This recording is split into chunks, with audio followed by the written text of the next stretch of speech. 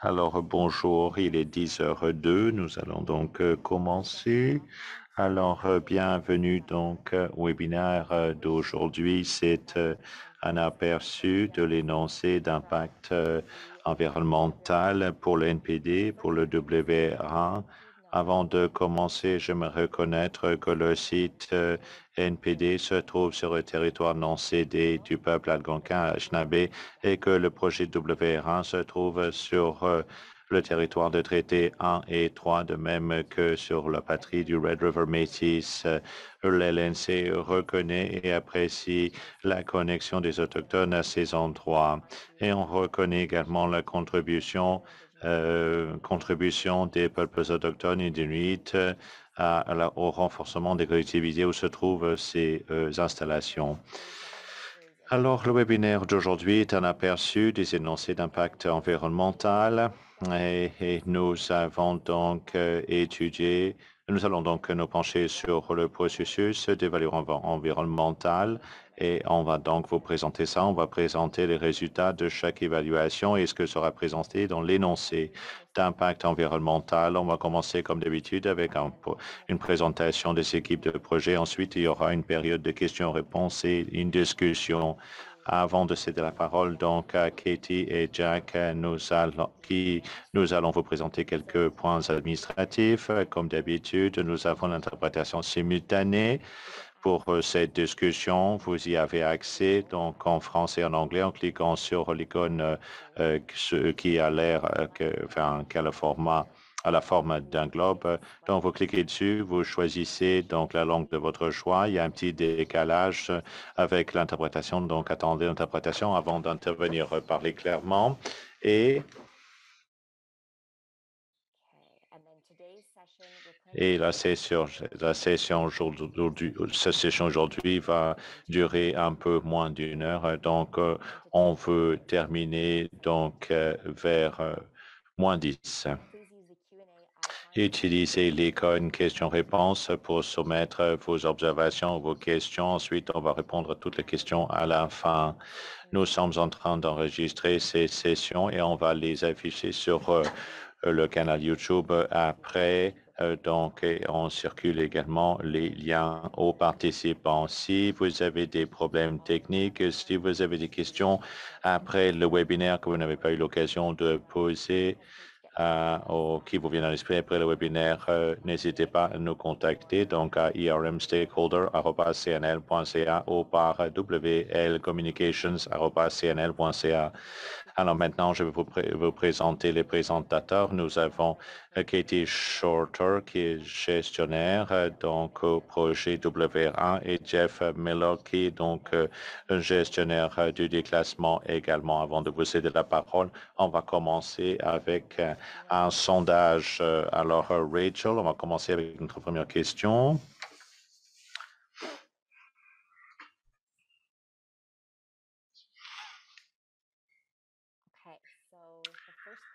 Donc, la première question qu'on vous pose, avez-vous assisté au dernier webinaire en mars sur l'NPD, sur le WR1? Donc, oui, non, peut-être. Et on veut savoir dans quelle mesure connaissez-vous l'évaluation environnementale du NPD et dans quelle mesure connaissez-vous l'évaluation environnementale du WR1? On voit les résultats arriver en temps réel.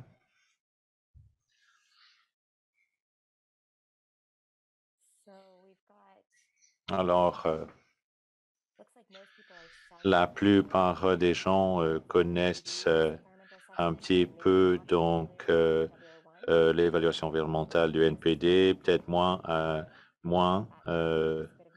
avec le WR1. Donc, vous allez apprendre aujourd'hui. La plupart des gens participaient au dernier webinaire au mois de mars, donc la moitié non. Donc, pour vous, il va avoir des informations un peu nouvelles aujourd'hui.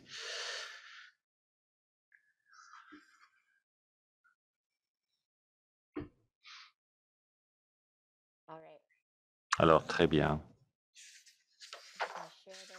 Alors, on va partager les résultats des sondages, des questions. Alors, on On voit les résultats projetés à l'écran. Donc, on cède la parole maintenant à Katie et Jack pour faire la présentation. Bonjour. Bonjour à tout le monde, les gens au Manitoba ailleurs. Je m'appelle Jeff Miller et dans ce que je vais donner le coup d'envoi, qui était moi l'enfer équipe pour la présentation d'aujourd'hui. Le webinaire d'aujourd'hui vise à donner un aperçu des énoncés de l'impact environnemental pour le WR1 et NPD diapositive 3. Comme d'habitude, nous allons commencer par une brève présentation des deux projets pour ceux qui se joignent à nous pour la première fois aujourd'hui. Ensuite, nous allons vous parler de l'EIE, de ce qu'elle contient, des conclusions, avant de terminer avec une session de questions-réponses à la fin. Prochaine diapositive. Tout d'abord, un petit peu d'histoire. Le réacteur W1 du site de Whiteshell a joué un rôle clé dans l'histoire nucléaire du Canada. Il a été construit par General Electric et a atteint la criticité pour la première fois en 1965 et a été un réacteur de recherche pendant 20 ans et est devenu un site d'essai pour le parc Candu. Il a mis à l'arrêt de façon sécuritaire en 1995. L'NPD a été le premier réacteur nucléaire canadien de démonstration qui est donc le premier réacteur CANDU au Canada.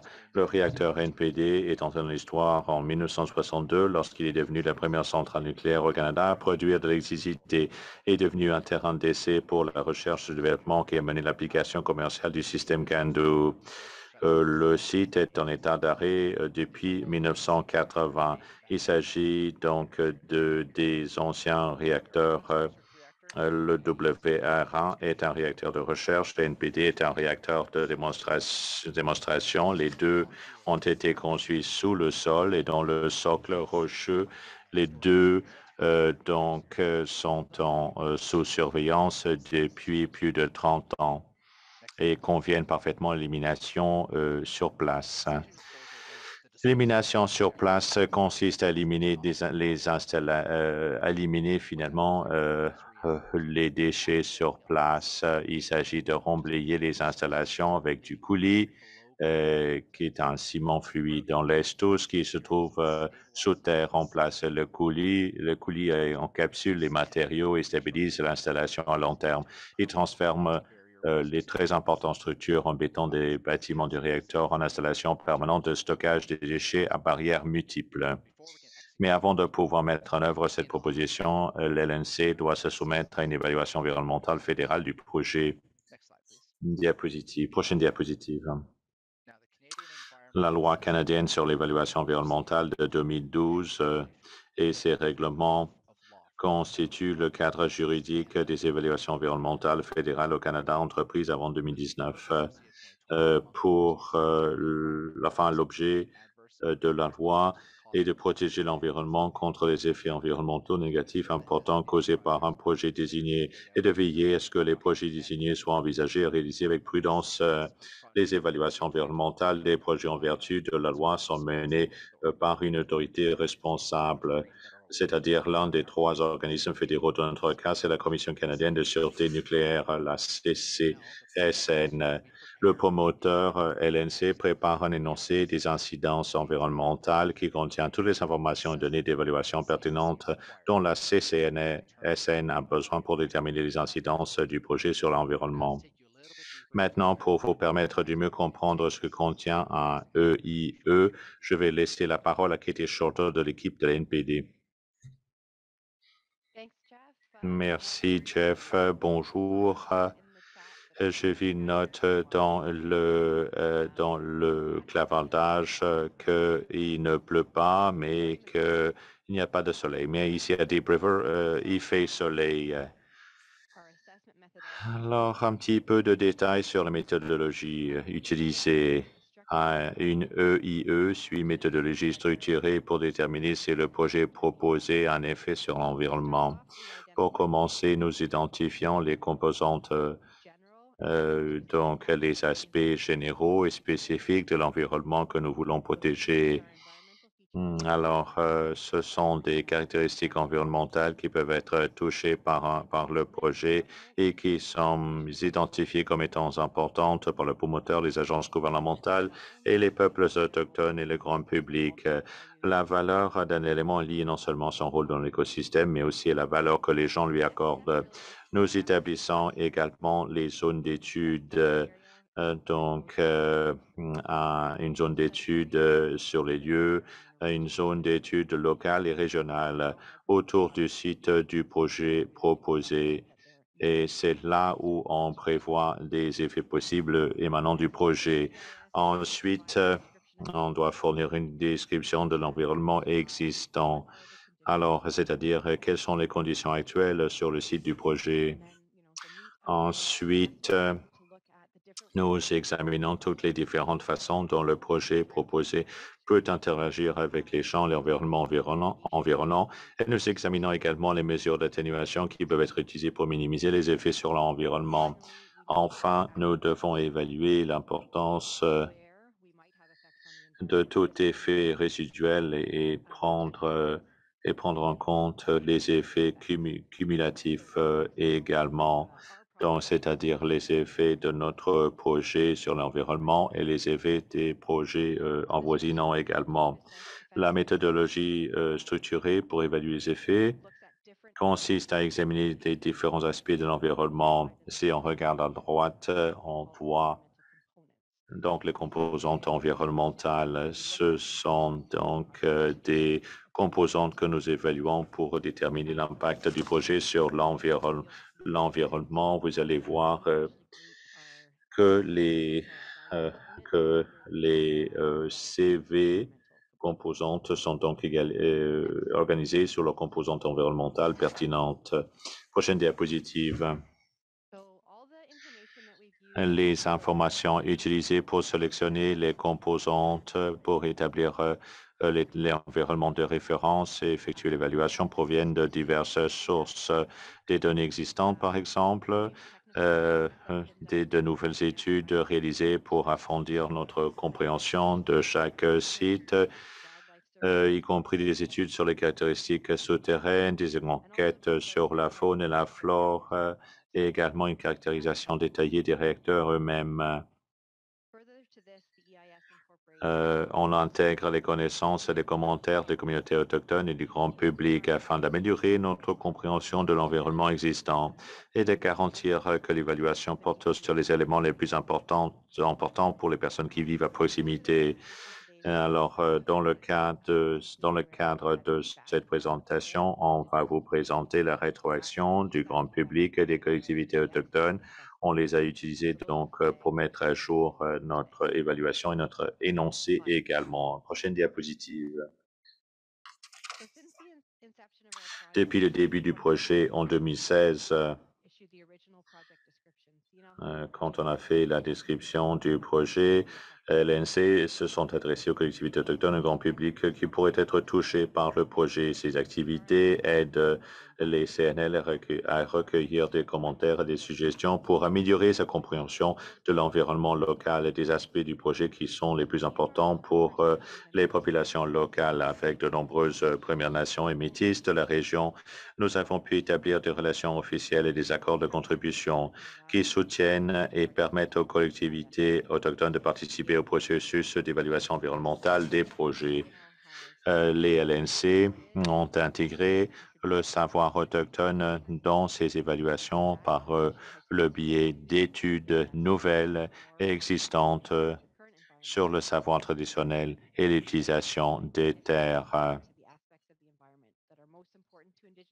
Alors, ça nous donne donc une idée de ce qui est important pour les peuples autochtones. Alors, les LNC mobilisent également directement les nations individuellement et par le biais des réunions communautaires, par le biais des groupes de travail, directement avec le chef ou par le biais des comités de liaison aux consultatifs. Et les communications sont donc adaptées aux besoins des collectivités locales. Prochaine diapositive. Alors, un peu plus sur les façons dont nous communiquons avec le grand public et les parties prenantes au sujet du projet. Alors, des présentations, les visites des lieux, il n'y en a pas eu à cause de la COVID. On espère pouvoir reprendre ces visites très bientôt.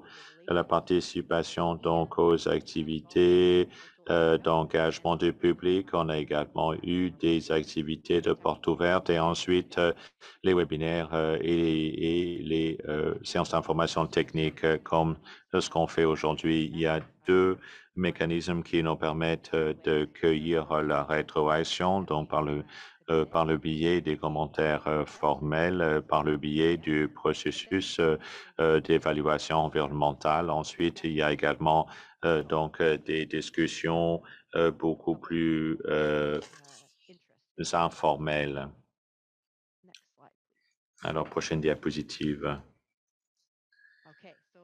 Alors, passons maintenant à ce qui se passe dans le cadre de l'énoncé de l'impact environnemental. Alors, on arrive à 1, 2, 3 résultats. Alors, premièrement, il n'y a pas de changement pour l'environnement, donc pas d'effet résiduel. Alors, deuxièmement, un effet négatif mineur. Donc, l'effet résiduel négatif est mineur insignifiant, ou sinon un effet négatif important. Donc, on se penche sur l'impact du projet sur l'environnement et également sur l'environnement après la mise en application des mesures d'atténuation. C'est seulement donc les effets néfastes qui doivent être évalués. Quand on a des effets quand il y a un impact qui va continuer après l'application des mesures d'atténuation, ça veut dire qu'on a un effet résiduel négatif. Ensuite, la prochaine étape, c'est d'étudier l'importance de l'effet résiduel. Ça peut être mineur ou important. Et un effet négatif important. Un effet résiduel négatif est important. Il faut donc une atténuation supplémentaire, mais en fait, ce n'est pas possible. Alors, il faut donc étudier l'ampleur de l'impact.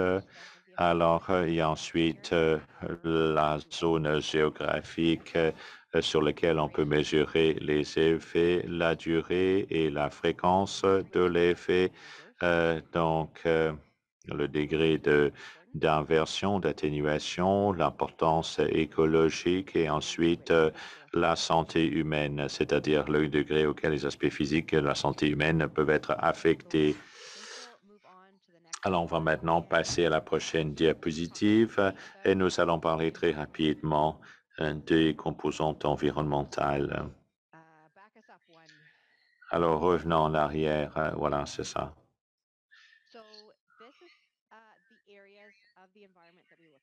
Alors, nous étudions donc les questions suivantes. L'environnement atmosphérique, la santé mentale, etc. Certaines de ces composantes contiennent des composantes qui ont été identifiées dans le contexte du projet, mais sont également donc des moyens pour une interaction avec d'autres composantes. Prenons l'environnement atmosphérique, par exemple. Jeff va intervenir dans quelques minutes. Il va vous parler donc des composantes importantes et l'impact sur l'environnement atmosphérique. C'est également le moyen le moyen pour les contaminants à rejoindre les eaux souterraines ou à polluer la faune et la flore. On va en parler davantage plus tard, mais les cases en bleu foncé finalement vous montrent où les composantes environnementales sont également des parcours ou des voies.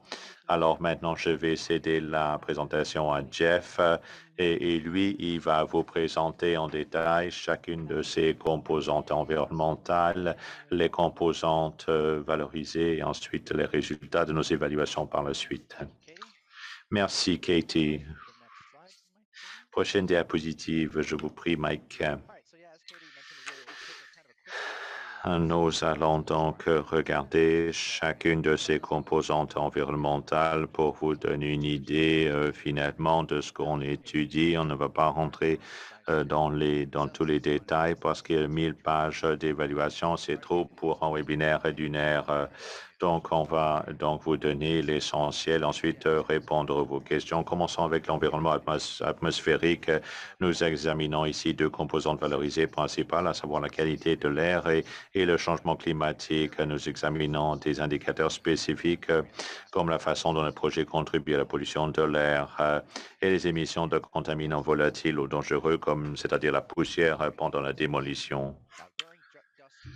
Lors d'activités générant de la poussière comme la démolition, le projet appliquera des mesures d'atténuation telles que les techniques standards de suppression de la poussière et la ventilation si nécessaire, ainsi que l'utilisation d'équipements bien entretenus. Au cours de nos engagements, nous avons reçu très peu de commentaires sur la pollution de l'air qui aurait pu entraîner une mise à jour de l'EIE. Mais la conclusion générale de l'évaluation était que les émissions de pollution de l'air et de GES, tout en entraînant un changement mineur pour l'environnement, n'auront pas d'effets négatifs résiduels suite aux mesures d'atténuation. Prochaine diapositive. Alors, l'environnement souterrain, la géologie, l'hydrogéologie, c'est-à-dire les impacts du projet sur les composantes valorisées telles que le sol et les eaux souterraines, la qualité, la quantité, l'érosion, et l'écoulement. Le projet lui-même est conçu pour protéger les eaux souterraines en contenant passivement les matières dangereuses dans le réacteur. Lors de sa réalisation, le projet mettre en application des meilleures pratiques en matière de contrôle de l'érosion et des sédiments et on faire en sorte qu'il n'y ait pas d'impact durable sur la quantité ou la qualité du sol et que les conditions d'une érosion rapide ne soient pas réunies. Une fois fermé, le projet n'a aucun moyen d'altérer ou modifier la géosphère. Il est possible que l'installation libère de très petites quantités de contaminants au cours de sa durée de vie. On évalue qu'il y a un changement potentiel mineur pour l'environnement, mais il n'y a pas d'effet résiduel important qui a été identifié. Prochaine diapositive. L'hydrologie et la qualité des eaux de surface sont les changements dans les taux de ruissellement des modèles de drainage ou les niveaux ambiants de contaminants dans les eaux de surface. Pendant le déclassement, les pratiques des LNC en matière de contrôle d'érosion et de sédiments, ainsi que les protocoles relatifs au déversement et aux fuites permettront d'assurer qu'il n'y a pas de rejet incontrôlé de contaminants dans la rivière. Le site final sera nivelé pour favoriser le drainage naturel en utilisant les caractéristiques de drainage existantes sur le site. Donc, pas de changement. L'impact sur la qualité de la surface proviendront des eaux souterraines ou de la voie atmosphérique qui ont été évaluées comme ayant un changement mineur, mais aucun effet négatif résiduel a été identifié. Donc, on arrive à la même conclusion que pour l'hydrologie et la qualité des eaux de surface. L'environnement aquatique. Maintenant, je cède la parole à Katie.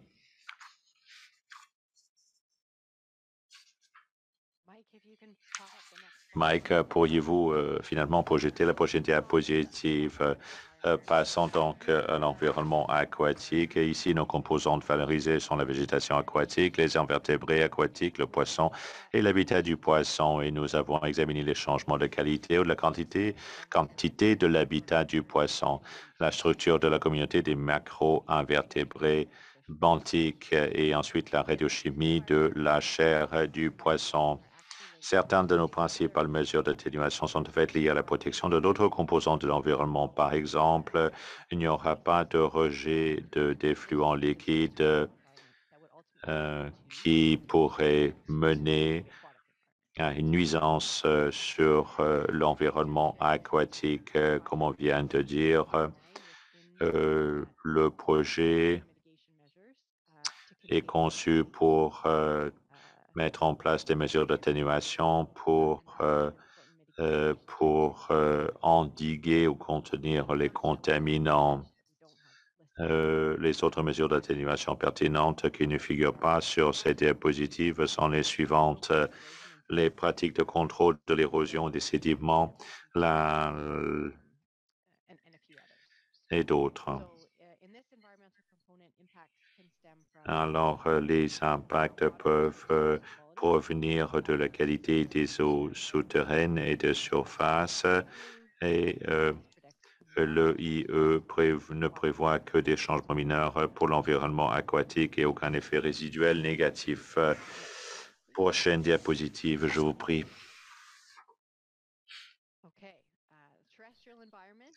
Alors, l'environnement terrestre et la santé écologique. Ici, nous avons étudié les différentes catégories de biotes, la végétation, les oiseaux, les mammifères, les reptiles, avec un accent particulier sur les espèces en péril. Nous examinons donc les changements dans la disponibilité, la distribution de l'habitat, la survie, la reproduction. Et nous examinons également la qualité des autres composantes environnementales qui ont un lien avec l'environnement terrestre, c'est-à-dire la qualité de l'air, des eaux de surface, du sol, des sédiments, etc. C'est là où on voit les autres composantes qui sont en fait, qui ont un lien avec cette composante environnementale. Alors, on va utiliser des procédures de protection, de gestion de l'environnement, de surveillance et des émissions. Certaines mesures d'atténuation précises qui seront utilisées seront comme suit: des enquêtes préalables avant de perturber les sols. Nous allons donc effectuer une sensibilisation auprès des entrepreneurs et des employés des LNC pour protéger la faune et la flore pendant les activités de démantèlement. On fera l'inspection de l'équipement lourd provenant de l'extérieur du site. Alors, pour éviter l'introduction d'espèces invasives et également pour veiller à ce que l'équipement soit bien entretenu également.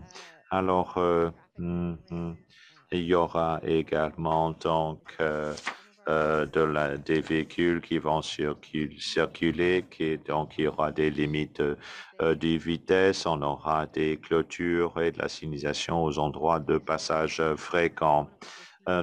Pour cette composante environnementale, nous avons reçu de nombreux commentaires, surtout des collectivités autochtones, quelques exemples d'espèces individuelles qui n'ont pas été évaluées individuellement dans l'évaluation, c'est-à-dire l'orignal, le vison, la loutre, le papillon monarque, etc. Donc, nous avons rajouté ces espèces à notre évaluation et les prévisions restent les mêmes, aucun effet résiduel négatif pour l'environnement terrestre et la santé écologique. Alors, un exemple du site NPD, l'EIE comprend de nouvelles exigences concernant l'entretien, la replantation de l'asclépiade comme habitat pour le papillon monarque. Alors, une exception pour le site NPD, on prévoit un effet résiduel mineur pour les chauves-souris à risque. Alors, vous pouvez regarder l'image en bas à droite. C'est une des chauves-souris. La photo n'est pas à l'envers. C'est en fait la chauve-souris qui est à l'envers. Donc, c'est un effet qui provient de la suppression d'une résidence à la suite de l'injection de coulis et de la démolition. Donc, nous avons demandé un permis en vertu de la loi sur la protection de l'environnement et nous sommes en train de surveiller attentivement la zone où se trouvent les chauves-souris pour comprendre donc les conditions à l'intérieur de l'hibernaculum. Nous avons mis en œuvre un plan pour exclure les chauves-souris finalement de l'hibernaculum.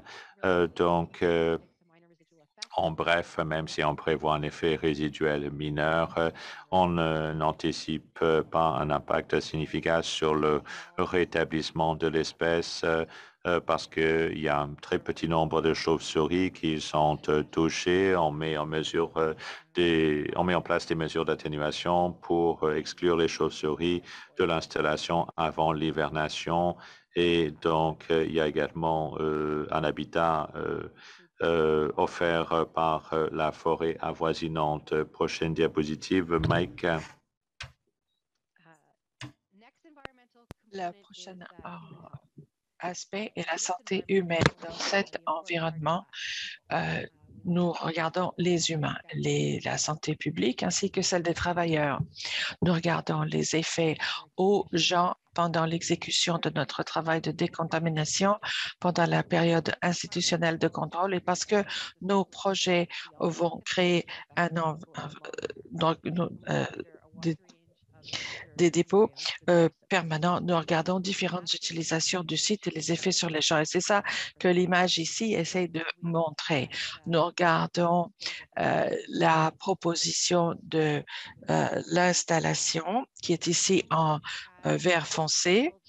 Et après ça, nous regardons différents récepteurs qui pourraient interagir avec cette installation à l'avenir. Quelqu'un qui vit là et qui pourrait peut-être avoir une petite ferme où ils ont des animaux de ferme ainsi que font du jardinage, quelqu'un qui fait de la pêche, de la chasse, un groupe autochtone qui peut-être vit là ou dans les environnements.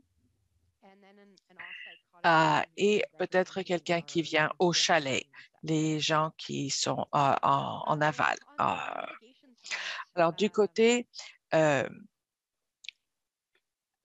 réduction des nuisances, il y a le travailleur. Et ça, c'est pendant nos activités de décontamination.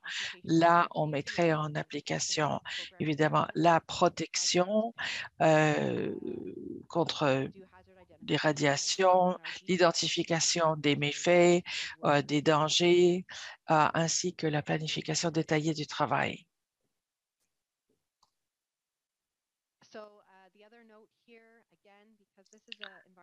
Parce qu'il s'agit ici d'une composante environnementale qui est alimentée par les autres, nous voulons nous assurer que toutes les eaux, surfaces et autres, la végétation, les plantes soient maintenues.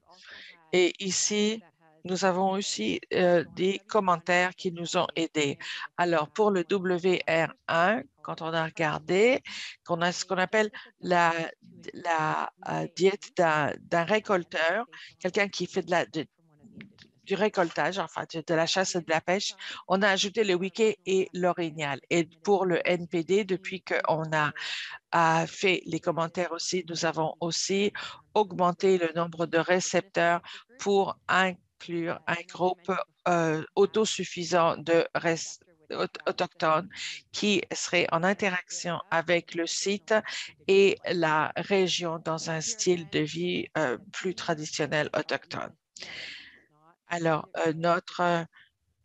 aucun des EIS prédisent des effets adverses résiduels.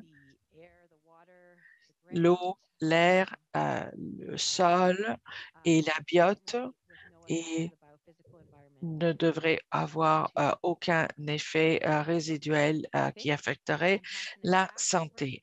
Je redonne maintenant le micro à Jeff pour regarder les composantes environnementales. Merci. Alors, l'utilisation des terres et des ressources. ce ne sont pas affectés directement par le projet, mais pourraient avoir des effets biophysiques qui pourraient aussi avoir un effet sur la façon dont les terres sont utilisées. Par exemple, des changements à des sites culturels ou archéologiques, l'utilisation des terres par les personnes autochtones et des changements dans l'environnement en faisant la promotion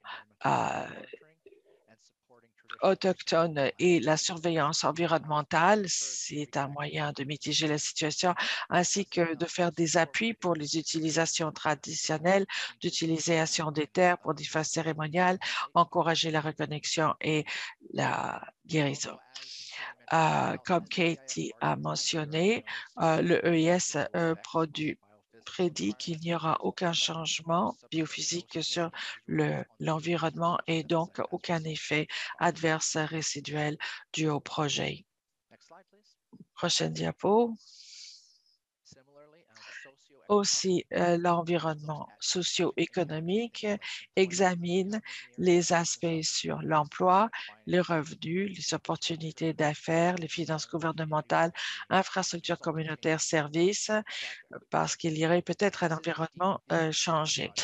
Ces projets de décontamination qui veulent dire qu'il y aura des réductions d'emplois dans la zone, mais cela veut dire aussi que comme moyen de remédier à la situation, les laboratoires CNL aussi engageraient du personnel qualifié et utiliseraient des entrepreneurs locaux où c'est approprié, ainsi que des stratégies d'approvisionnement autochtone, ainsi que des initiatives de régénération et de développement.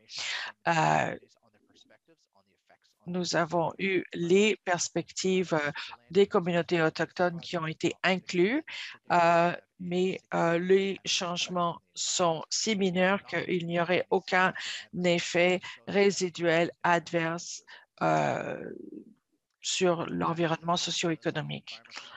C'est la dernière partie ici des aspects socio-économiques. Et maintenant, Katie. Et vous avez raison.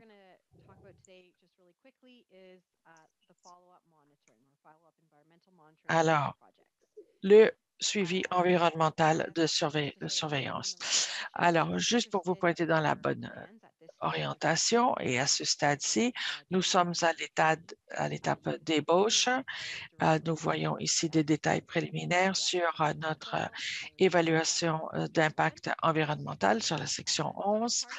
Alors, dans le cadre de cette évaluation, nous sommes censés avoir un programme de surveillance environnementale. Premièrement, parce qu'il faut vérifier si nos prédictions étaient exactes ou pas. Et deuxièmement, tout ce que l'on a mentionné aujourd'hui, s'il y aura des effets négatifs ou pas, et s'il y a des contaminations, il y a une surveillance qui est conçue pour vérifier ces prédictions. Et aussi, ce que l'on cherche, c'est l'efficacité des mesures de réduction d'effets négatifs. Alors, dans le WR1 et le NPD, on utilise les normes NT pour surveillance des eaux de surface. C'est une méthode qui peut aussi s'adapter aux connaissances autochtones et à une gestion d'adaptation. Et nous allons procéder à ce qu'on appelle une gestion d'adaptation qui continuera pendant un minimum de 100 ans. NPD a eu certains webinaires qui ont été exposés sur ce sujet. Vous pouvez nous voir sur notre projet, notre chaîne YouTube, et nous pouvons voir comment comment les choses se passent.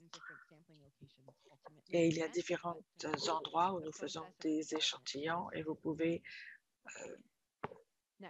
consulter.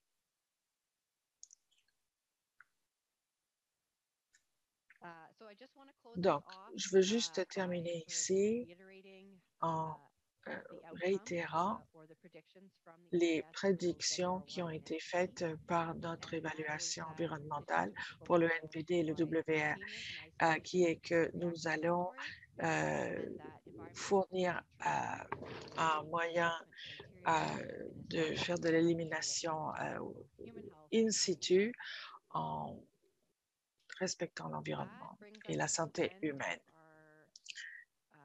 Et ça nous amène à la fin de notre présentation aujourd'hui. Et la prochaine diapositive maintenant est votre opportunité de poser des questions et je suis contente de répondre à toutes les questions que vous avez, soit pour le WR ou le NPD.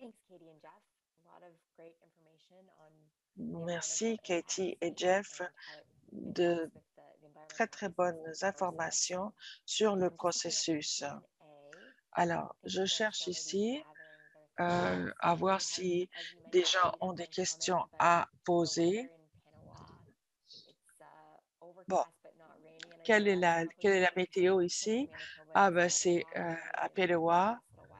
Nous avons eu beaucoup de pluie dans le sud du Manitoba et un petit peu d'inondations, mais il fait gris.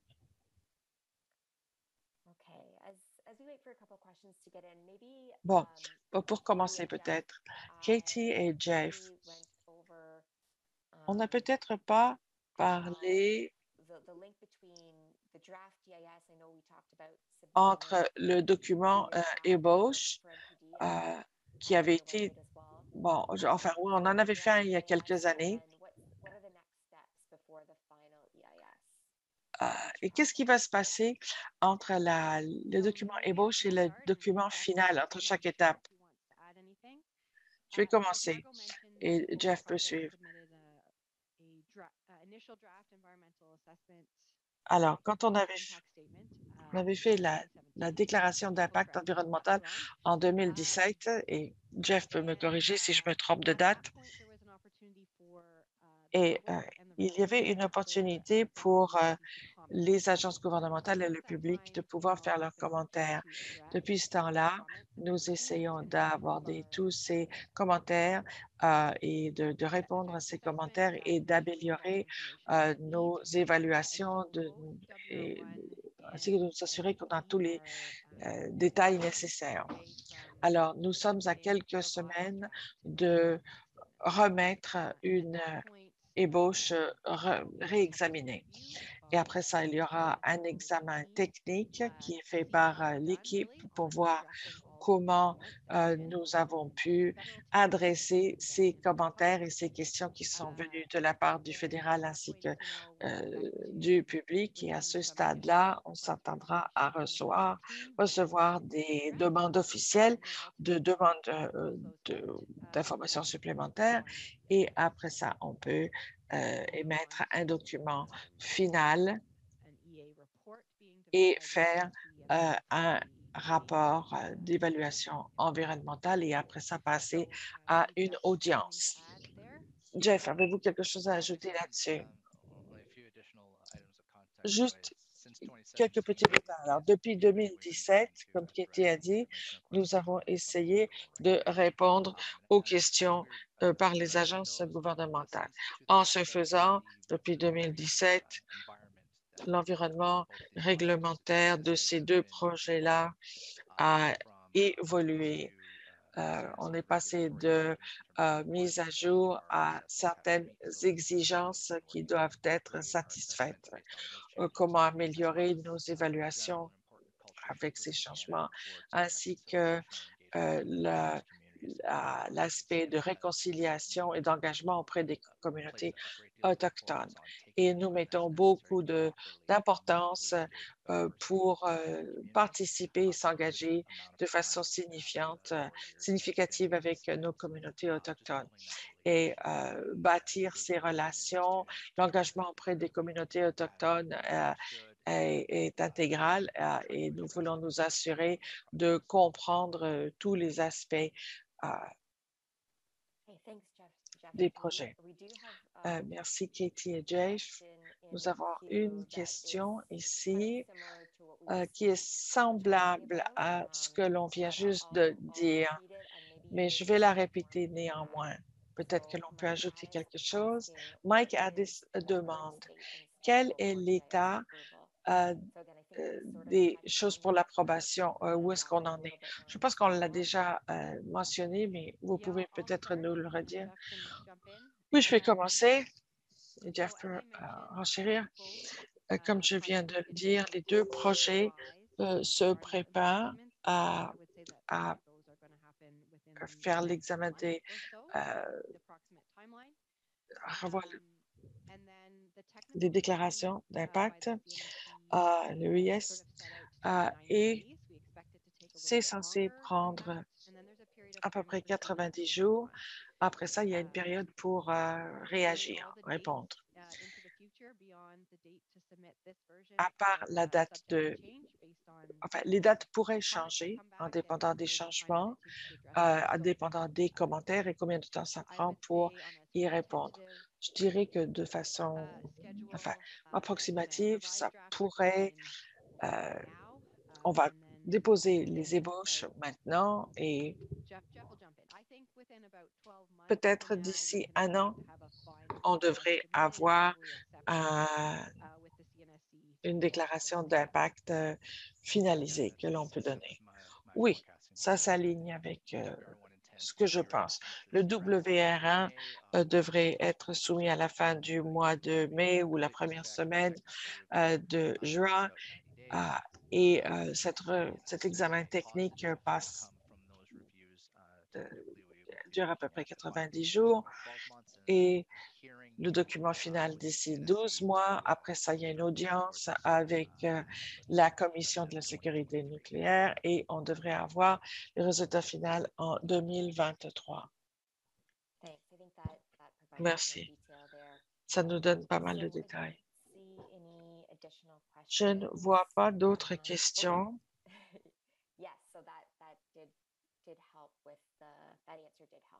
Oui, donc cette réponse a été utile. Merci. Je ne vois pas d'autres questions pour l'instant.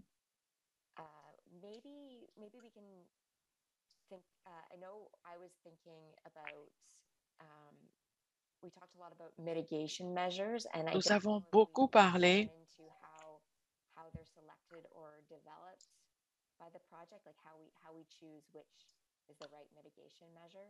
de mesures d'atténuation et quelles sont ces mesures et comment fonctionnent-elles?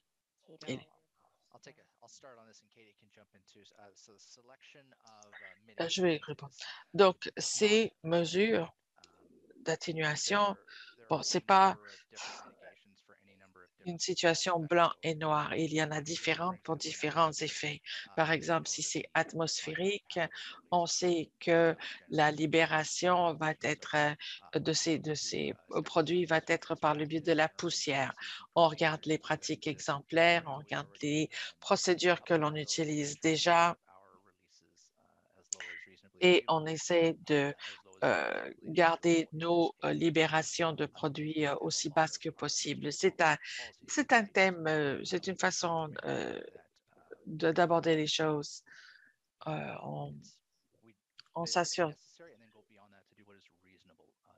toujours de respecter ça et on fait ce qui est nécessaire et on essaie d'aller au-delà. On s'assure de garder ces libérations en dessous des limites permises. Non, vous voulez ajouter quelque chose? Non, non, c'était très bien, merci.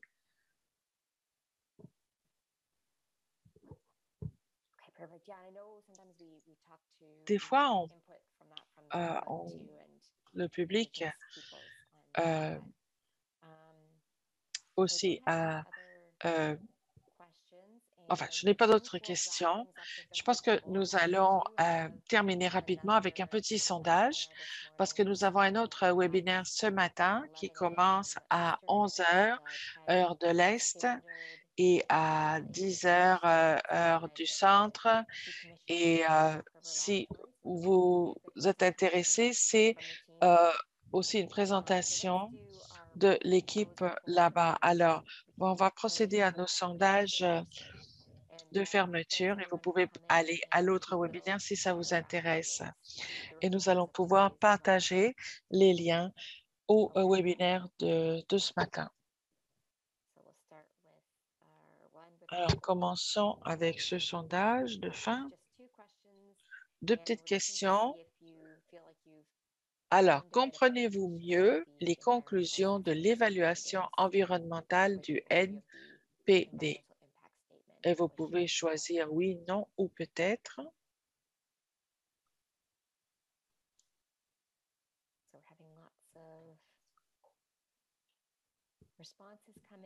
Bon, beaucoup de réponses qui arrivent.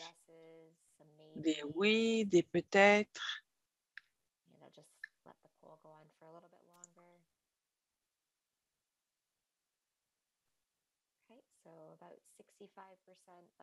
Donc, 65% du public nous a donné le résultat et voilà.